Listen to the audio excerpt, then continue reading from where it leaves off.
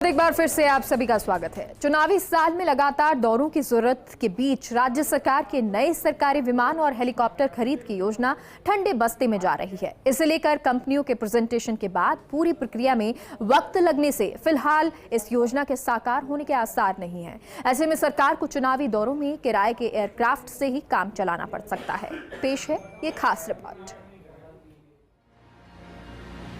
CM Gehlot और अन्य मंत्रियों के बाहरी सरकारी कार्यक्रमों और चुनावी साल में दौरों की अधिकता के मद्देनजर एक सरकारी हेलीकॉप्टर और एक विमान खरीदने की योजना सिविल एविएशन विभाग ने बनाई है। राज्यपाल के दौरे पर 12 सीटर विमान की डिमांड की जाती रही है। चुनाव से पहले करीब 10 सीटर हेलीकॉप्टर की जरूरत है।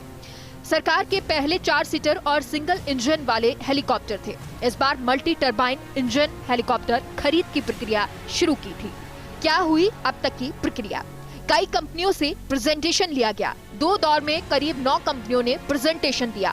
कंपनी के अच्छे फीचर के साथ कम कीमत हो उसे खरीद का प्लान था। वीवीआईपी 12 सीटर जेट विमान की खरीद प्रस्तावित थी। अत्याधुनिक मल्टी टर्बाइन इंजन हेलीकॉप्टर की खरीद का प्रस्ताव था। इसके जरिए वीवीआईपी दौरों की जरूरत पूरी हो सकती थी। वीवीआईपी 12 सीटर जेट विमान की कीमत 200 से 250 करोड़ है। 10 सीटर हेलीकॉप्टर की कीमत करीब 100 करोड़ है। क्या आ रही हैं कठिनाइयां? प्रेजेंटेशन के बाद पूर्व में जेट श्रेणी का विमान फाल्कन आया था पसंद। इसकी कंपनी राफेल बनाने वाली डेशो है, जो किसी भी सूरत में 2 साल तक डिलीवरी नहीं कर पाएगी। अगस्ता 169 हेलीकॉप्टर भी एक पसंद मानी जाती रही है, जिसकी डिलीवरी में 6 महीने का समय लग सकता है। टेंडरिंग और वित्त विभाग की सहमति में 1 से 3 महीने का समय लग सकता है। क्या है विकल्प? B200 विमान के लेटेस्ट वर्जन के रूप में B250 की खरीद हो सकती है। इस 7 से 9 सीटर विमान की डिलीवरी हो सकती है 3 महीने में। इस बार सरकार का जेट विमान और अगस्ता 169 लेने का विचार था।